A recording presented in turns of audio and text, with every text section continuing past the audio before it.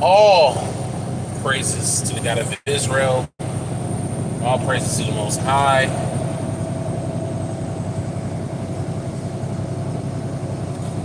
Hope that the Most High is blessing all of y'all who are doing His will to the best of y'all abilities. Yeah, so Grand Rising to you all. Grand Rising. Today is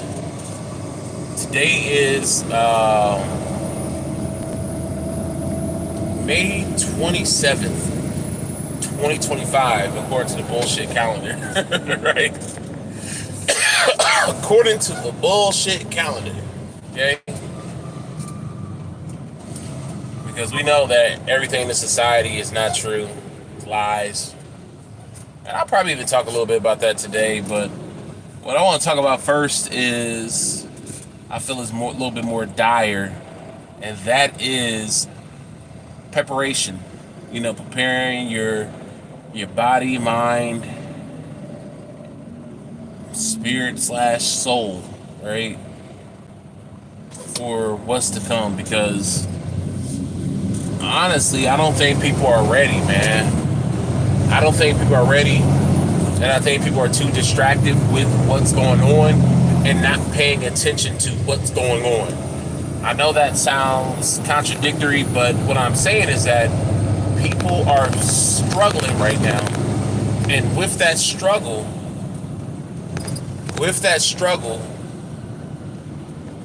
and sorry, my coworker went that way. Threw up the peace sign. Yeah, so people are struggling right now, and with that struggle, they're too busy trying to keep their head afloat above water that they are not paying attention to what's to come because of everything that is being implemented right now. And that's why I'm here,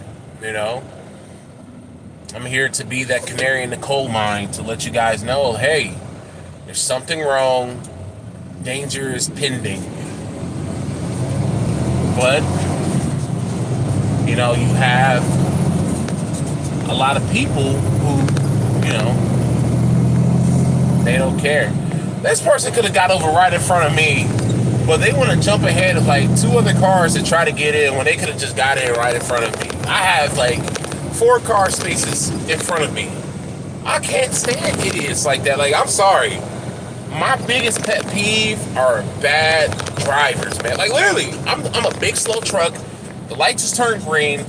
There's a semi truck in front of me, and then there's like 3 cars in front of me also behind the semi truck. So when they took off, a space opened up between me and this car, the car that was in front of me. So much so that 3 cars could have fit in there. So I knew that there was this car that was coming, because where I'm at, cars love jumping in, and it gets dangerous. But I didn't mind him jumping in front of me because I had more than enough space. Sometimes they try to get in when there's not even a car length of space in between. So anyways, he could have got it in between me and the car that was in front of me. No, what did he do? He decided he wanted to get in front of the truck that's all the way up in front of me. Well, he realized he couldn't do it. So then, what he decided to do was try to jump in, squeeze in between the cars that are in front of me. And they almost was not about to let him get over. He's going to miss his entrance onto the highway. This is ridiculous. I can't stand it. But anyways,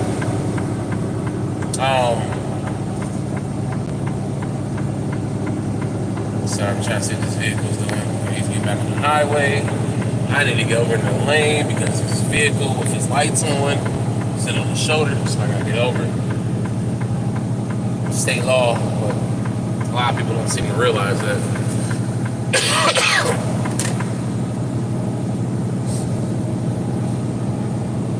So anyways, like I was saying,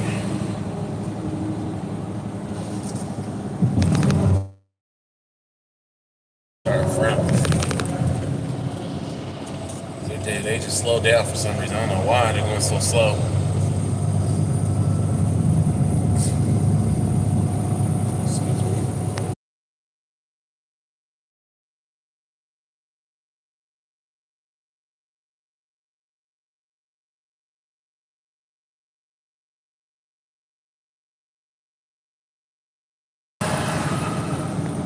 So, anyways, like I was saying, there is so much going on that a lot of people are not paying attention, and I'm here to help people pay attention. I've always said in my videos, the majority of my videos, keep prepping. Even if the video has nothing to do with what's going on in society when we're talking about the economy, right? I tell people to keep prepping. Keep prepping. Because, I'm paying attention to what's going on in society. And I work in logistics. I'm a truck driver. And I can tell you this, our loads have gotten very light, and I mean that in multiple ways. Not only are we getting less loads, and this is unprecedented, and what I mean by that is we have slow seasons, we have our, our valleys and our peaks, right? When it comes to freight. But lately, we have had way less freights, and it has everything to do with the tariffs. We have had way less freight, and our freight is lighter. So that's what I mean. It's been light in multiple ways. We've been getting less loads, and the freight has physically been lighter. We used to very often, especially at your food processing plants, whether it's human food or animal food, we would usually pull out of those warehouses and those plants probably about 43 to 44,000 pounds, right? Now we're leaving barely with 40,000, sometimes less than 40,000. And there's a reason for that. And I'm going to get into that today. There's a reason for that, right? So I'm going to always tell people to keep prepping. I know that there's people out there who don't believe in prepping. I happen to be one of those people who believe in prepping. And I believe in it because it's in the Bible. Prepping is biblical. It is. And, I don't care what people say. Oh, yeah, you don't have faith in the Most High and all that. That's bullshit. Because all of our ancestors had to prep. When we left Egypt, we had to prep. During battles, we had to prep. Christ told his disciples to prep. So it's miss me with all that. You can have your opinion. It's not based in Bible. But, I'm not saying that the Bible is end all be all, but I'm just saying, people who claim to believe in the Bible or believe in what's in the Bible, they surely ignore the Bible when it's convenient for them. And, everybody has their different reasons, but if you get caught lacking, you get caught lacking. I just did my part. I'm going to be the one on the wall, letting people know. And for their blood won't be on my hands, And it's not even just about not having their blood on your hands. It's you want to see people make it. You want to see people survive and develop skills that they've never had before that are practical, even in a non-survival situation. But yeah, I'm always going to teach. I'm always going to preach, prepping. And I can tell you, I'm not one of those people.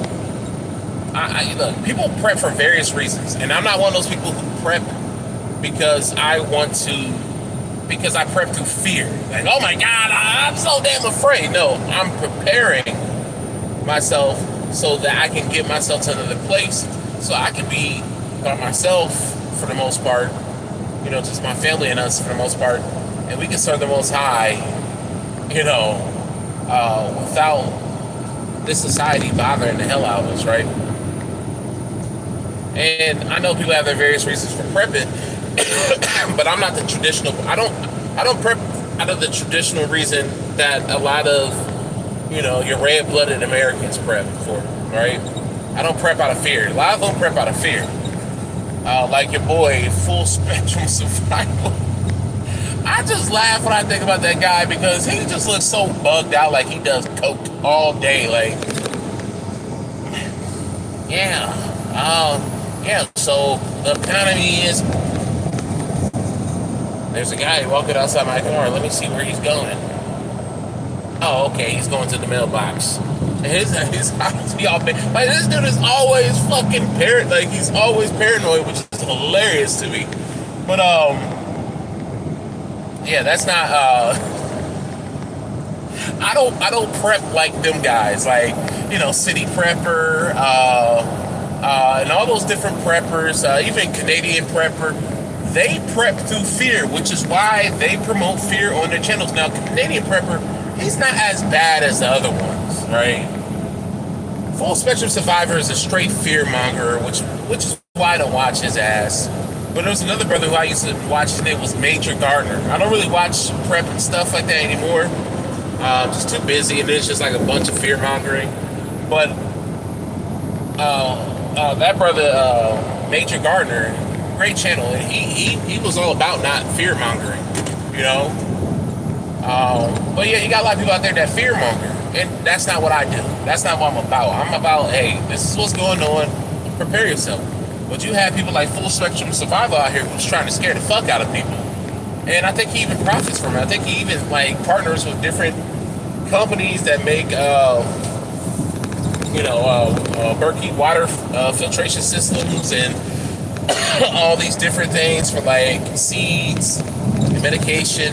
I think he gets partnered through them, so of course he's benefiting from it financially. I don't get anything like that. So,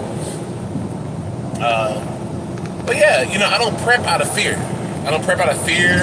I don't prep like a lot of your red-blooded Americans, which is not just only out of fear, but in hopes that if society falls, they can rebuild America. I am not about the rebuilding of this fucking place, right? This place has been built on blood. It's been built on the lives and the deaths of my people, on our land, stolen land, right? I'm not about that. I'm not about capitalism. Capitalism is probably one of the most evil concepts you can ever think of. It really is. When you think about it, capitalism is the most evil concept. I gain at your expense. I try to get as much as I can get from you from your expense. That's what it is. I mean, when you see these big old situations where, businesses, have a business deal and they end up winning, it's all about getting as much as you can, like with these giant corporations, with these giant corporations that some of them have gone under. You have trucking companies out here that are talking about finding ways to take money away from their drivers in order, instead of, not allowing their CEOs and, all their VPs and, your upper management, instead of giving them, these several $1 million bonuses and, making several $1 million a year, instead of cutting that down, they'd rather cut the people who keep the wheels turning. And it's just like, how are y'all going to survive as a company doing that? Like, y'all don't want to take pay cuts, so why are you going to take pay cuts from the drivers? And the crazy thing is that when the drivers get pay cuts, and say because the business is doing terribly, but then when business starts to pick up and they're doing better, and they make an exceptional amount of a profit, the drivers rarely get to see any of that money. Well, what happened is upper management, your CEOs, CFOs, VPs and all that stuff, they will get a huge cut. They will get a pay increase. They will get bonuses and stuff like that. But drivers, they barely see any of that money. If they see anything, they'll see a 10-cent increase per mile. Like that's something. Like that's something. A lot of these businesses don't know how to take care of their employees, and they don't know how to take care of their customers, which is why they go belly up sooner or later. You got a lot of these businesses all around across the country that are shutting down. They're closing locations because they can't afford. Well, how about if you pay your employees well and you treat your customers well, they will come and shop with you. But no, what y'all want to do, right? Raise the price of goods up exponentially to where people can't afford it, and then they don't want to deal with you, and then your business go under. How about y'all just take a little loss for now, and then when y'all recoup, because if y'all do good with your customers and your employees, they're gonna want to stick with y'all, and it's gonna help boost up the revenue. They just don't think about these things for some reason. I don't know. Maybe they should have me in their office as their chief financial officer. I don't know. But yeah, I just think it's very simple. But it's just a lot of selfishness, and that's driven by capitalism. Capitalism. Like I said, capitalism, the concept of capitalism, just keeping it short, sweet, and simple, is I'm going to take advantage of you and try to get as much out of you as possible while I allow you to get as little out of me as possible. That is capitalism. My gain, your loss. It's usually never reciprocal, and I mean all the way around, from the ground to the top, from the ground up, you know what I'm saying? From your employees, say, I'm just using trucker for example, from your truckers to your lower management, to your middle management, to your upper management, right? Everybody should be taken care of, but that's not how these companies work, because they are capitalistic in nature. And that's why the society never works. This is why we have wars all the time, because the main philosophy that's pushed in economics is capitalism. It's capitalism. So, anyways, I'm not, I'm not a, what do you call them? I can't even think right now, but, I don't believe in any, type of political manner, because I don't fall on any side. I'm not a politician. I'm not, a Democrat. I'm not a Republican. I'm not anything like that. I don't fall under any political belief. I believe that people should be treated in a certain manner. There should be a certain level of humanity, at least a certain, floor when it comes to humanity. Treat people a certain way. But we forget that people are humans, and we treat them like shit. And that's why they end up on street corners, under bridges, and underpass, sleeping at night, and then coming out begging for money, because we live in such a shitty fucking society, and we don't treat humans like humans. We treat them like animals and dirt. But that's why I don't want America to come back. Fuck America. You know what I'm saying? Fuck China. Fuck Russia. Fuck all these other countries out there, because they're all the same fucking monster, man. They're all a separate head of the damn Hydra, man. They all need to be cut the hell off, man. Yeah, I don't want to see these societies come. I really don't. I don't. So, no, I'm not like your regular prepper that goes out here, yeah, America. No, not me. Not me. This beast can fall and never rise again, and I will be completely content. Leave me alone, let me do my thing, and I'm fine. And that's why I prep. So, anyways, I know that was long-winded. But yeah, we need to continue to prep, because things are getting bad. Things are getting real bad. Trump is doing a lot of things, and I feel like, and mind you, I'm not a Trumper, nor am I a Biden supporter or Kamala supporter. They done that shit, man. All that is bullshit. Two wings of the same bird, man. Their job is to cause dismay and destruction in your lives. In your lives. That's what their job is. Whether you got, Barack Obama in office for a third term, or you get Biden or Trump. Their job is to destroy the country. And that's what they've been doing ever since. George Bush, he helped destroy the country. Barack Obama helped destroy the country.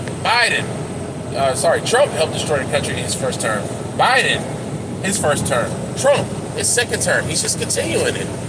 Things, I don't know if you guys notice, things have gotten worse. Since the 90s, our economy has never returned back to the state in which it was in the 90s.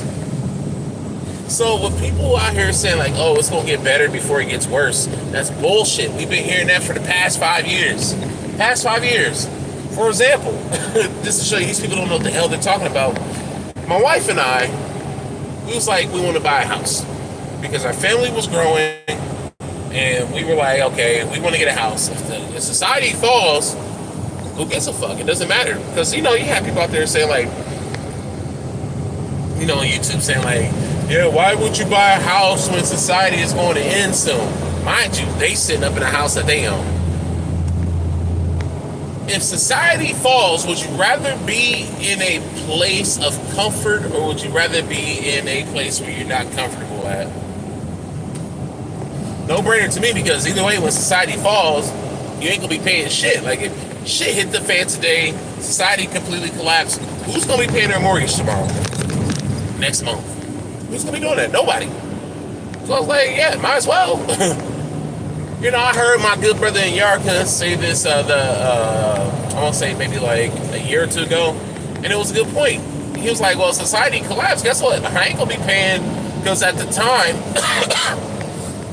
I'm not sure about right now, but at the time, he was paying his mortgage, because I think he had a mortgage, or he had a rent-to-own situation with the land that he's on, right? And he made a point. He was like, yeah, hey, hell, I'm making these payments, but guess what? If society crashes tomorrow, I ain't got to worry. I got my land, and I ain't got to worry about paying a mortgage, because who's going to be coming looking for a mortgage? Not the bank.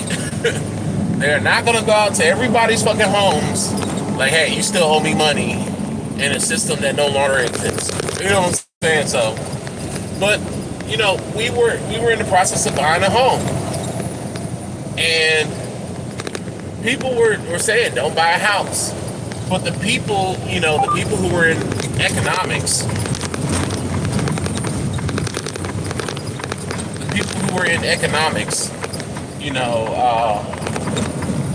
they were telling people, look at this idiot, this fucking idiot behind me, freaking idiot, man. I'm telling you, people are just stupid as hell. Stupid as hell, man. So anyways, I'm trying to... Damn. Ooh, that could have been bad. There was this car coming on oncoming traffic, this pickup truck jumped over in front of the semi-truck. And, oh man, that would have been bad had that semi-truck hit him from behind. Because he would have just flew right over this damn barrier. I'm going to go to the construction area.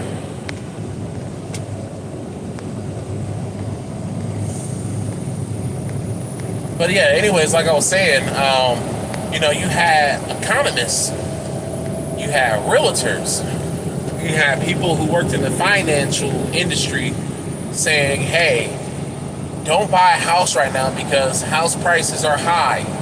Don't worry, we're in a bubble, and that bubble is going to pop, and house prices are going to drop drastically because people are going to lose their homes. And that bubble's going to pop, and house prices are going to come down. Okay, only part of that is true, right? Because you did have people who lost their homes, and you still have people who are losing their homes. A house in my neighborhood went into foreclosure, I think, like a month or two ago. So yeah, you still have people losing their homes because of the current environment, but guess what? Everything in society is still going up in price. Even houses. Man, my house went up since we purchased our house. My house went up by, I want to say maybe close to $30,000, $30,000 to $40,000, and we have only been in our house. Man, when did we get it? I can't remember, honestly. Shit.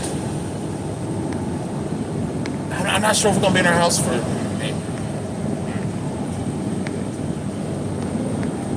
I want to say that we're probably going to be in the house for 2 years. I think it's going to be 2 years in a few months. It's going to be 2 or 3 years. I'm not sure. I can't remember, right? But the point of the matter is that our house went up drastically. They were telling people to hold on and not buy. Hold on to your money and not buy. Me and my wife, we didn't listen. I listened to the Most High and how the Most High told me to move. And he told us to buy. You know? I felt in my spirit that he was telling us to buy, and I bought. And I'm glad we did. Because mortgage has gone up drastically. And so have house prices. The houses in our area have went up drastically. Like, gone up by $20,000, $30,000 to $40,000 just in our neighborhood. And yeah, we live in a nice neighborhood, but still, all across the city, everything has gone up. And I understand every market is different. I get it. But all around the board, homes are still becoming more and more expensive. And more people are being locked out of buying homes. Now, I said all of that to say this. I'm glad that I purchased my house when we did. And I feel bad for all the people who didn't purchase homes.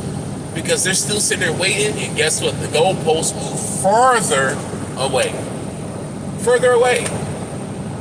Most people can't survive out here.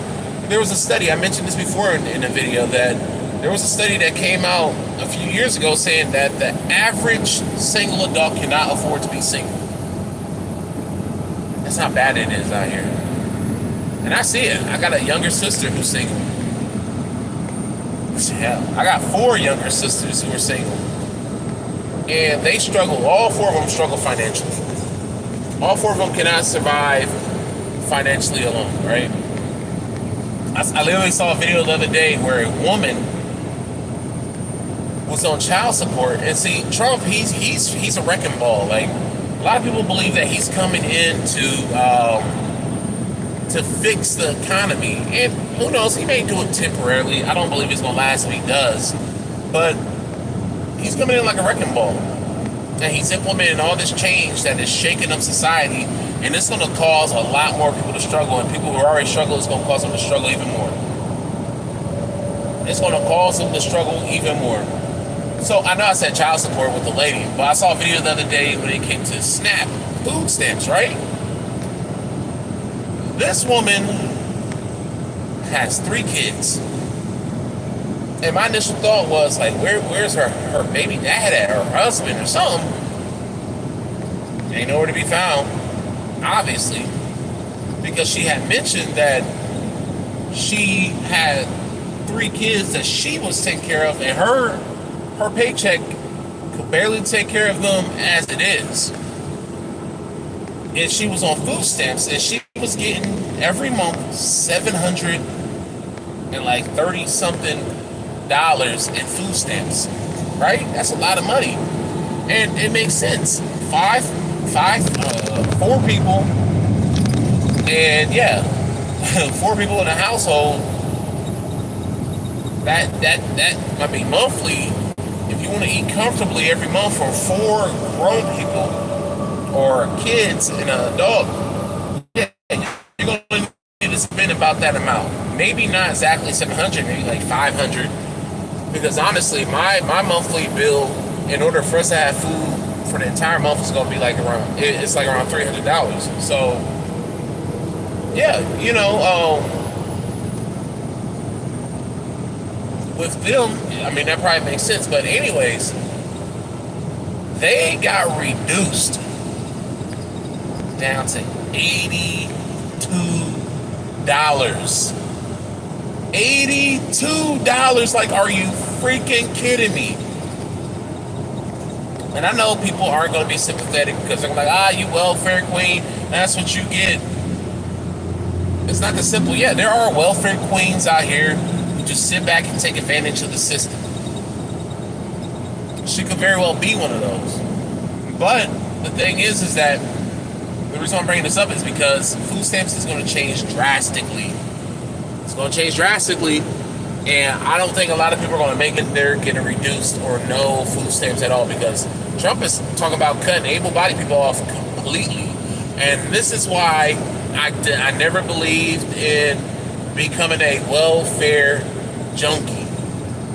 You know, just living completely off the government. Because you have people out there, especially women, out there who, like, I don't want to work. Why would I work when I can sit back? And these people have no goals, no aspirations, nothing. They don't care about going on vacation, which is why, you know, these little hood boogies is always in some trouble. You know, and the fun they gonna have is at a damn bar, club, turning up, doing some little hood booger shit, right? And that's because they're fine with not owning their own home. They're fine with not working a job that's going to take them places in life. They're fine with it without that stuff. They're fine with getting Section 8 housing, which is going to be cut off also. They're fine with getting welfare because they got their 3 hots in a cot. They're completely content. They don't need a dude, which is why a lot of them don't, you know, a lot of these welfare queens don't have men that stick it. The men that they do mess with are pookies and ray-rays, right? So they get what they need. They get the little, you know, they get a little sexual activity when they want it for their little pookies and ray-rays. They got 3 hots in the cots. They have nothing more they can ask for. They're completely fine with that. Completely fine with it. You know, so, and what they didn't realize is that, because I know people who have been on welfare for years. There was this girl who I went to school with. When I was very young, my mom, she was on welfare. And it was something that was temporary. My mom was always the type of person who couldn't settle with that shit. So she always had a job. She always had a job because she wanted to treat us. You know, she would take us to amusement parks, we'd go on vacation, stuff like that. So my mom would not be on welfare for long because they're like, oh yeah, you make too much. And, you know, honestly, I feel like welfare should be something that's temporary, and it should be for people who are trying, but may have fallen on tough times, who just need a boost for a while. That's what I feel like should happen, and that's essentially what's going to happen. They're gonna treat food stamps like unemployment. Unemployment, you only get it for like a certain amount of time. I think unemployment, you can't have it no more than 3 months. After 3 months, they cut your ass off. Yeah, that's how food stamps is going to be. But it wasn't always like that. Because like I said, I had a friend when I was younger, her mom was on food stamps, right? They were on food stamps. It was complete welfare. Section 8, everything that every government handout, they had it, right, when it came to welfare. And that's how she raised her kids. Now, her daughter, who I knew, she grew up to do better. She didn't want to be anything like her mom. But guess what? We grew up as adults, and guess what? Her mom is still on welfare to this day. No little kids. She no longer has kids under the age of 18. Still on welfare because she wanted to sit her. I was about to get into it, but anyway, she wanted to sit her ass on the couch all day and do nothing with her life. Like, damn, like that is wild to me. That's wild to me, but. What they don't realize is that's a whole setup. It's a setup. This whole welfare thing has been a setup to get people complacent and to incentivize laziness and not doing for self. And now, when they come and take the welfare from everybody, these people are going to be left without a pot to piss in, right? And these people are going to struggle even more. They're going to struggle because they're just used to having handouts. So, you know, the video that I had mentioned, you know, who knows? Maybe the woman, because they have for like a few years now been forcing people to have jobs. And you have to have jobs in order to stay on welfare. And I think that's why she said her job, she could barely afford anything because she probably just got a job to where she worked the minimum required amount of hours just to get welfare and then call it a day, right? Who knows? But I just know that people are going to be struggling when those food stamps stop, man. But you got a lot of people out here who also hustle in the system too. Hustle in the system. And that's about to get cut off. So, yeah, it's going to be bad. It is going to be bad for folks out here. Section 8. Section 8 is food stamps, and it's bad, man. It's going to be bad. People ain't ready for it, man. And, also, Trump has rolled out student loan debt collection to where, and that was a whole setup too. The whole student loan thing was a whole damn setup. When we were in school, that was the main thing they pushed. College. There was a reason why they pushed that, because schools were actually being incentivized to do that. They were getting paid money. I don't know if you guys ever remember when you was in school, in high school, they would have like the little college people come out and talk about the colleges and all that stuff, and then your what do they call it? The student something. I forget the name of the little person. They had their own office, and they will help people enroll into colleges to get grants, student loans, scholarships, all that stuff. I forget they were called the student something office. I can't remember what it's called. But anyways, just about every high school had them, and they were the connection to these colleges. And it was, they will get incentives, like, so the colleges would pay, and so would the federal government. They would pay these institutions to come into these high schools to push that shit. Well, now we know why. Because it was to get everybody into debt. This is why they pushed college so damn hard in the 90s, in the early 2000s, was to get people to buy into college by accumulating college debt, because most of us wasn't going on scholarships. Most of us wasn't going with money that we have saved up or money that we were paying through our jobs. Most of us went with student loans from a private company. Well, those private companies like Sallie Mae, Freddie Mac, they went belly up. And what happened? The fucking feds got a hold of those,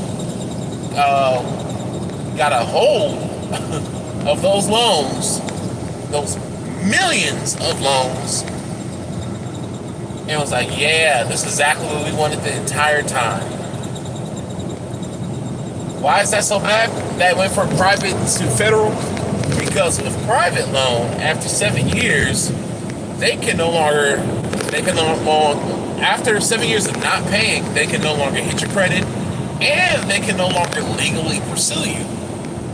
But since a lot of our loans went over to federal, like to Navient and things like that, which work for the federal government, a lot of our loans turned into federal, and with federal debt, you cannot file, you can file bankruptcy, but 7-year window of not paying, you still owe it. They can still come after you legally. There is no, what is it called? Statute of limitation. There's no statute of limitation when it comes to owing money to the federal government. Mind you, we never signed any damn contract with the federal government, but yeah. So, yeah, all bad. So got people out here who are already struggling, who the government thinks is going to pay the money that they haven't been paying already. Doesn't make sense, but hey, whatever. You still have the IRS that's coming after people because of the PPP loans, and you got it's just, things are going to get bad, y'all, and it's going to get worse. Things are already bad, but it's going to get worse. Like I said, people were saying with the housing crisis that it was going to get better. No, it didn't. It got worse. And people have been saying with society for the longest that it's going to get better. No, it's not. It's not going to get better. And this is why I'm telling you guys to prep, because it's not going to get better. It's not. Trust me. It's going to get worse before it gets better. It's going to get worse and even more worse. And then there may be a collapse. Yeah, I highly doubt that anything is going to get better. I could be wrong. There's always that possibility of me being wrong, but I doubt it though. Because just the trajectory in which we're heading, and come on now, we are on a consistent downward slope, period. You may have some things that get better temporarily, like you may have egg prices, go down temporarily, but guess what? The gas prices will jump right back up. So it's always something. It's like listening to music and watching, the visual display showing the different frequencies, right? And I'm talking about like the frequency bars that jump up, like it's like the sound spectrum. When one is down in the trough or in a valley, the other one is peaking at the top. You have them going up at different times. So it's just like they consistently always have something bad happening or something getting worse. And usually, if they do take one step forward, they're taking like 3 steps back. What does that mean? You're still going backwards. You're still going backwards, just at a slower pace. But yeah,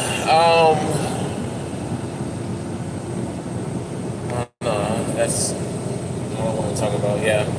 Anyways, so me personally, when it comes to like prepping and things like that, 2 weeks ago, my wife, 2 weekends ago, my wife and I got around to, because for a long time, we've had like a bunch of cereal and stuff saved up, and we've just been, letting it sit. But now we got to the point where because we wanted to store them up, and we finally got around to Mylar and added them to our cache, however you want to pronounce it, of foods that we have stored up. So yeah, we're still prepping. My wife and I, we're still prepping. We're not prepping as hard as we did before, just because we have majority of the stuff that we need. So yeah, we slowed down drastically, but we're still doing things. I'm still gardening. Like, I don't garden for survival. Like, I don't garden because food prices have gone up drastically. Like, yeah, sure, it's going to help with my grocery bill, but I don't garden for that. I garden to learn. Every year is a learning experience for me, and that's why I want to do, anything that you do, the more you do it, the better you become. And that is what my goal is when it comes to gardening. Like, last year, I did way more, because I'm going to keep it a buck with y'all. I'm the main gardener. Like, my wife, she does things from time to time, but I am the main gardener, right? And especially now, my wife, she's busy. Like, and before we had kids, my wife, she was a little bit more, she was actually more into it. But now since we have kids, it makes sense. She's not as active when it comes to gardening, just because she has her hands full already with the kids. I can find time to go out and do that type of stuff, and she's cool with me doing it. So I'm like the main one who handles the gardening. And for me, every year I learn. I'm learning. I'm growing. It's just like muscle, Every time you work it out, it's going to get stronger. And that's what my goal is. So if shit hits the fan and I have to go off in the wilderness, I know how to grow food. I identify plants all the time. I try to identify plants often to know if they're edible or not, for foraging, if shit hits the fan. And I feel like that's what we need to do. We need to get back to having the skills that our ancestors had that kept them alive, allowed them to survive in tough environments. I'm telling you, if shit hits the fan, like, they already had this prediction. I think they dropped it like this year, where they said, if society were to crash and halt today, I think they said like 70% of human population would disappear within 2 years. 2 years. 2 years, y'all. That's wild. That is crazy. 2 years. 2 years, man. What I'm saying is that most people don't know how to survive. Most people would not know how to survive. They would be either killing each other or they would just die from disease and starvation. So that's crazy. This is why I truly believe in, studying nature, man. Studying how, like, there's many things when it comes to, nature. Because if shit hits the fan, you want to know how to build shelter, which comes from nature. You want to know how to hunt, which comes from nature. You want to know how to grow your own food, which comes from nature. You want to learn how to forage, which comes from nature. You want to learn how to make your own clothes, which come from nature, right? You want to learn how to make weapons. That comes from nature. Tools come from nature. So you have to know a lot about nature in order to survive,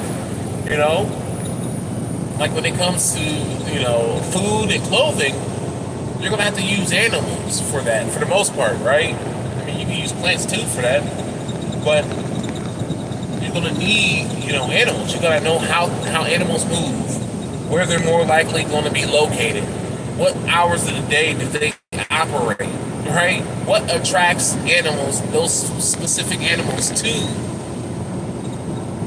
you so that you can hunt them? What lures them out? You gotta know these things, but most people don't know these things.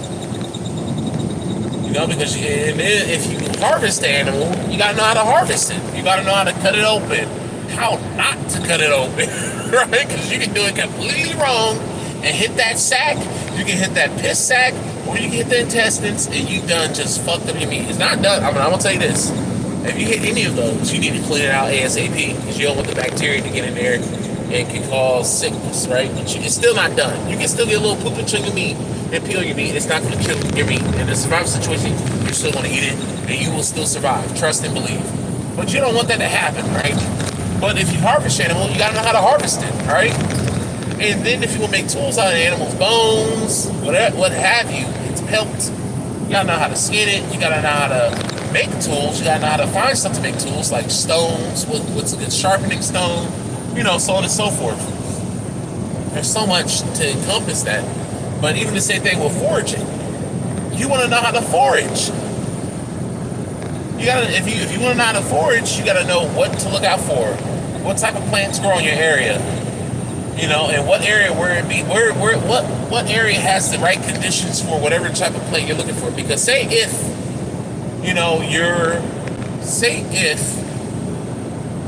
you have no medication to deal with pain, but you're like, I know that a willow tree has natural pain elements to it. So where if I take willow bark, I can grind it up, or I can squeeze the oils out of it, press the oils out of it. I can extract, the oils out of it and have a remedy that can help with pain. Right? But even though you have that knowledge, you got to know where you will more than likely find a willow. Right? People who know anything about willows will know that willows are not always, but more than likely located near a consistent water source, a consistent fresh water source. So you're more than likely going to find your willow trees near ponds, lakes, and rivers. Creeks and all that stuff, right? So yeah, or if you're just in an area that receives a lot of rain, you'll more than likely find willows. They love being around water, all right? But they're not always around water, but you can find them around water. So it's just different things. It's the same thing with pawpaws. Like, if you're ever out foraging, keep your eyes out for a pawpaw tree. Why? Because if you're by a river and you're foraging, you're It's like, oh, well, I'm by a river. Let me keep my eye out because I know pawpaws love growing by bodies of water, right? So it's just things like that, man. It's just certain things like that. Some plants like to be shaded more than others. It's the same thing like with mushrooms. Like, a lot of your mushrooms like damp, warm temperature. So like your early springs is when, actually right now is where you can find a lot of truffles. Especially here in Ohio and the Midwest, you can find a lot of truffles. This is actually the perfect season. Well, we may have, you can find them different parts of the year. Like you even find them in autumn because they come out when the temperature hits right. But early spring is when they show up the most. Or mid-spring is when they show up the most, right? But you can still find them all the way into June. But yeah, you know, it's just, you need to know these things. You need to know these things. You know, having tools, building shelter. There's a lot of things you're going to need to survive out here. And a lot of people don't have these skills to survive, you know, when it comes to fishing. A lot of people don't know how to fish. They don't know where to go to fish, how to fish, what will lure a fish out, what type of fish would you find in a specific area. They don't know these things. And these are things that you can easily learn from watching YouTube. You can learn from reading a book. You can learn from actually being on the field and doing these things yourselves. You know? People don't want to do that, you know? People don't want to do that. Yeah. Don't be one of those people, is what I'm saying. Don't be one of those people, because it's always a useful skill to have, you know? But anyways, guys, that is all for right now. Hey, I will talk to y'all later. Peace out, shalom, and may the God of Israel bless all of those who do his will. Peace.